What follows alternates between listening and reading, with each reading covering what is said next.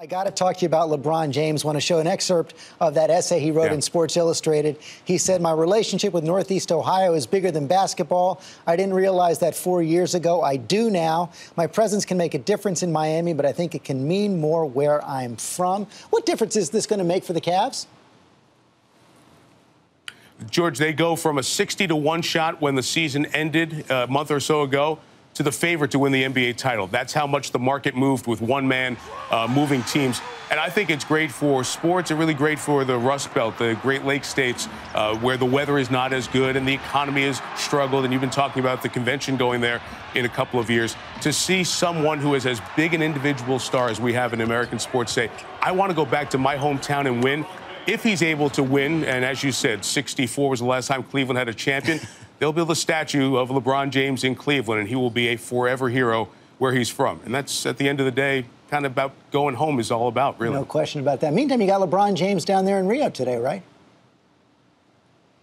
LeBron is here. Vladimir Putin is here. The three heads of state, the host nation and the two nations competing, all female heads of state. So it's a who's who of VIPs that gather to watch the World Cup final. As we said, it stops the world and brings some of the biggest names in the world as well. Mike, have fun today. We will be watching. Let's talk about this now on our roundtable. And Anna Navarro, I have to start with you. Okay, could you just kindly contain your Cleveland efforts? How they take it in Miami? You know, I think everybody is disappointed, saddened, but I think we're also grateful for the 4 years that LeBron James gave us. To tell you the truth, it's brought out the classiest and the best of Miami Heat fans and of the Miami Heat organization. When you compare it to how Cleveland behaved towards LeBron 4 years ago, we have been grateful, gracious, and thankful for the 4 years of excitement. That's a totally fair point. And David, I agreed with you. I saw your tweet about LeBron's essay in Sports Illustrated. Line for line, pitch perfect. Yes. It was pitch perfect. It was moving. It was unusual. Here's someone who's not doing it for the money, who seems to have learned from it. And the way they did this, the discretion the whole process had, the way they executed it was almost flawless. Maybe they should do this for the vice presidential selections in 16 for both parties. It really was. He was a cocky kid when he left Cleveland. Well, we turned him into a gracious, elegant man. He said that. He said Miami was like college for me, which was very interesting. And I think it's been a terrific week for Cleveland, even before he made this decision, because the Republicans deciding to have the convention there. We all saw pictures of Cleveland that looks a whole lot better than it used to look, and it started me sort of looking into what's going on there. Ohio unemployment rate was 5.7% in May. I mean, it's in good shape these days, and to showcase that in a week like this really does help that city. Signals the importance Republicans put on the state of Ohio, of course. Absolutely. Though they could move the convention to Miami now. I hate all this good-natured sportsmanship.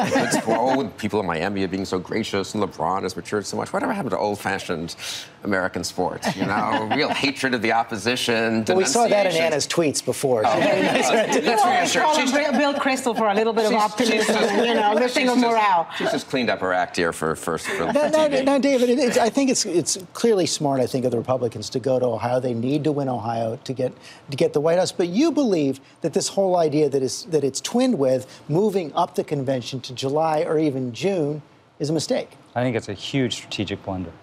I mean, the two things you absolutely control in a presidential campaign, general election, are your convention and the selection of your vice presidential nominee.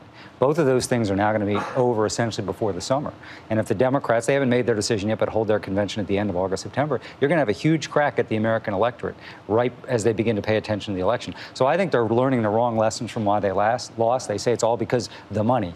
It wasn't because of the money. In fact, the president got outspent most of the summer of 2012. So I think it's a huge mistake. I will say in Ohio, I think it was smart to go there. We basically ran for governor of Ohio twice. We're happy for the people of Ohio.